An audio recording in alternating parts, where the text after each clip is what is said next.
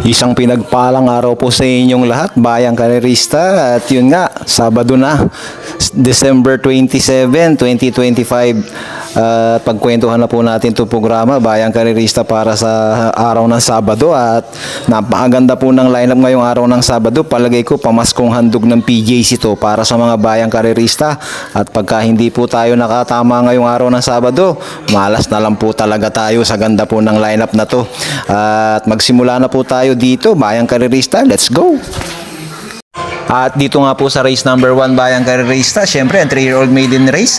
Ito, closing time, Moon Alphabet, Pound Trick, Kings Cup, Jack 14 at si Iron Edge na sinakyan na ni O.P. Cortez. Tignan po natin mga latest run nito, Bayang Karerista, at reviewin lang po natin ng kaunti para makita nyo lang. Into Queen Bell as they start the circle down by the 750, and it's still in front. Doing it well is Lucky Gem from Ready to Risk It All, who's creeping a little bit closer.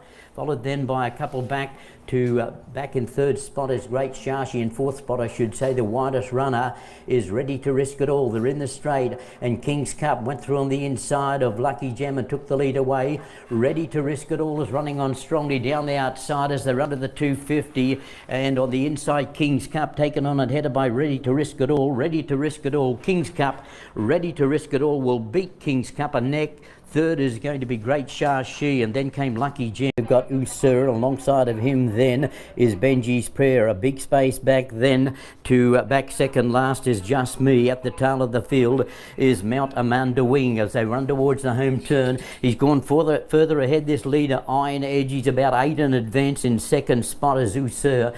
And then came Benji's Prayer, about 10 lengths back then to Mount Amanda Wing, who's just gone by of Just Me, but in the straight, running to the 200 metres, Iron Edge. He's about 10 in advance of the opposition and kept right up to the mark. Iron Edge races down to the wire, wins the trial by 10 lengths. Second is going to be Usur. Third is the stable mate, and that's Benji.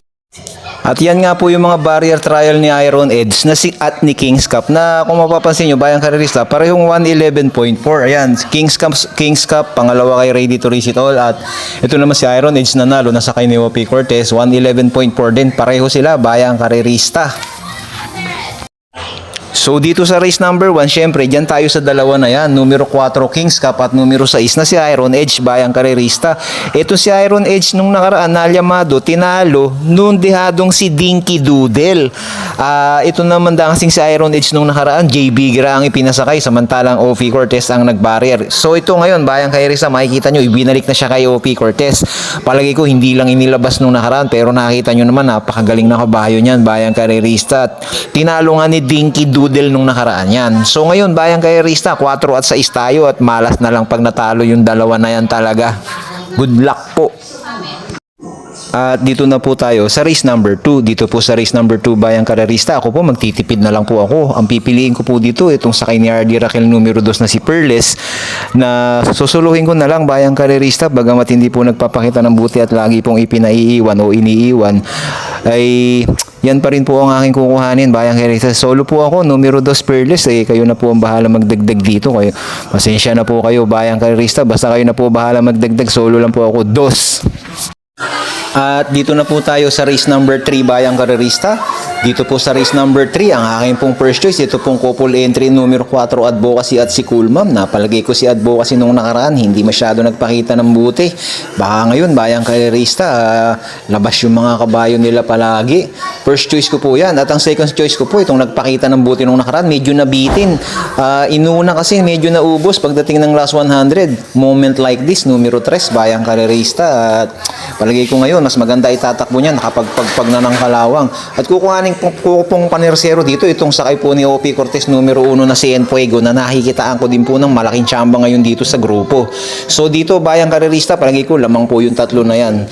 4, 3 at 1 po tayo. Good luck po dito sa race number 3. At dito na po tayo, Bayang Karerista, sa race number 4. Dito po sa race number 4, lamang na naman.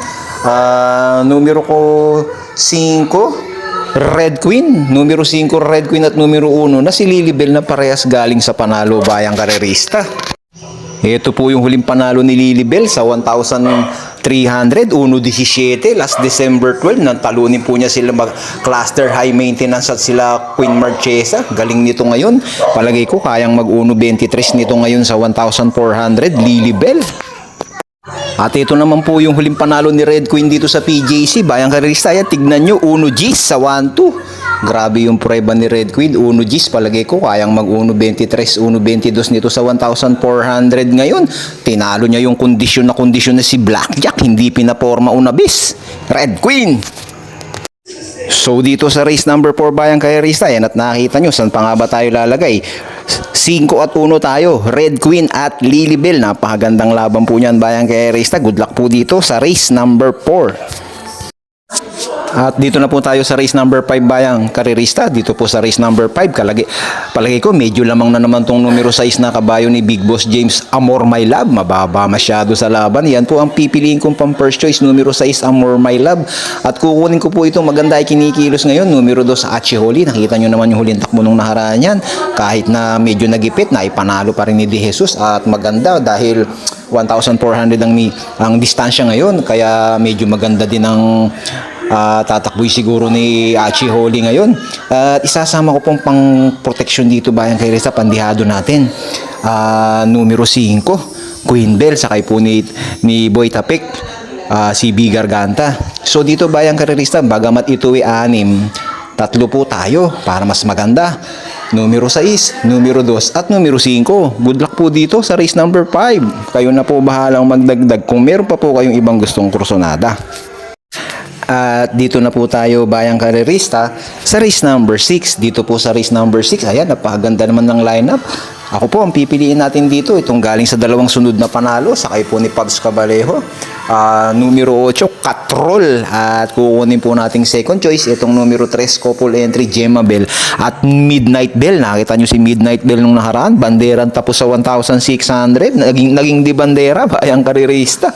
Remati, naging di bandera. Medyo magkaan kasi siya sa laban nun, pero maganda po talaga ay kinikilos din itong numero 3 at Midnight Bell at si Gemma Bell, home court. At kukunin ko pong pamproteksyon dito Bayang Karerista, isama natin, baka mamaya makalabas ng maganda. Itong sakay ni Mark Alvarez, baka makabawi na ngayon. Numero 6, High Dollar, sama natin Bayang Karerista, baka makalabas ng maganda. Ganda rin ang tinatakbo ngayon yan. So dito Bayang Karerista, yan nga po ang pili natin. First choice numero 8, Katrol. Second choice numero 3, Midnight Bell. At sama po natin itong numero 6 na si High Dollar. 8, 3 at 6 po tayo. Good luck po dito sa race number 6 Bayang Karerista. At dito na po tayo sa race number 7, final race para sa araw ng Sabado. At dito po sa race number 7, palagay ko Bayang Karerista, anybody's race. Dahil marami po dito Bayang Karerista, puro mga biyahero. Kaya Bayang Karerista, ako maipapayo ko lang sa inyo, kung meron kayong pandagdag, may pangapital kayo, para sigurado kayo Bayang Karerista, ito payo lang, pwede naman ding hindi, kayo pa rin ang masusunod. I-all nyo to sa mga paratingan nyo Bayang Karerista. At palagay ko anybody's race to. Si Apollo, palagay ko pag napabayaan nila dito, pati dilema talaga nagpapanalo. Palagay ko may tsamba. Madidihado dito yan si Apollo. Ito naman si Lightning Bolt Bayang Karerista, nakita nyo maganda rin ang tinakbo nung nakaraan. Tinalo yung matulin na Marangal, malapit na sa meta, inabot pa. Nagamaya ni Pabs to at mukhang naka-kondisyon din to si Lightning Bolt Bayang Karerista. Ito naman si Dywell Bidan, kung mapapansin nyo, pinasakyan na kay Jeffrey Sarati at ilang beses na pong nalyamado yan. Hindi natin alam, baka mamaya ilabas na yan o baka mamaya pag nalyamado baka hindi ilabas. At ito naman si Surplus Boy, galing din sa dalawang sunod na panalo, kaya lang mahirap din pagtiwalaan to, baka mamaya hindi nila ilabas pagka bumenta. One of a kind Bayang Karerista, galing din sa magandang takbo yan. At I Love Mati, galing sa panalo, long shot na nalo nung nakaraan, kaya medyo may kahirapan to para sa akin Bayang Karerista. Marahil may mga lamang dito, yun nga lang, medyo mga mga alanganin na solohin. Palagay ko pag nagdalawa tayo dito, marupok. 3, marupok din Bayang Karerista. Pag nag-4 tayo, palagay ko marupok din. So, payo ko lang, magmarami po kayo dito. Pero ako Bayang Karerista, ang pipiliin ko dito, itong numero 6 na si One of a Kind, na sakay po ni Ke Malapira. Palagay ko bayang karerista ito ang tingin ko lang basta inilabas bayang karerista, one of a kind. Alam nyo naman si Ke Malapira, hindi sumasakay ng biyahe madalas. Pag sumakay yan labas bayang karerista. Nakita nyo pag sumakay kay Kalamadam Disena yan, sigurado kung hindi panalo, porkasan. Ganun ang timbangan lagi ni Ke Malapira. Kaya yan ang pipiliin kong pamprimera, numero 6. One of a kind, at kukunin ko nga po second choice dito itong pinasakyan na ngayon kay Jeffrey Sarate na si Daiwil Vidan, na palagay ko maganda itatakbo 1,400 meters. So dito bayang karerista, isasama ko si Surplus Boy, sakay ni Mark Alvarez. Palagay ko malaki din ang tsamba niya dahil nga 1,400 to at dalawang beses na sunod na rin pong nanalo to. So dito bayang karerista, tatlo po ang kukuhanin natin ha. First choice nga po natin itong si One of a Kind, second choice numero 4 si Daiwil Bidan, at sasama po natin si Surplus Boy. Kayo na po bahala magdagdag bayang karerista. Sabi ko nga medyo may pagka anybody's race to, at sana makatama tayo ngayong Sabado.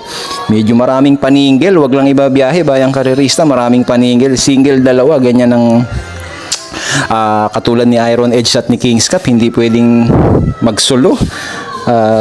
Nakita nyo na si Iron Edge, magaling pero natalo nga nung nakaraan. So dito bayang karerista, sa araw ng Sabado, maraming salamat. Sa huli kayo pa rin ang masusunod bayang karerista. Good luck po sa ating lahat sa araw ng Sabado, at sana makatama po tayo. Shoutout po sa ating mga bayang karerista, sa ating mga kaibigan at sa ating mga idol. Good luck po.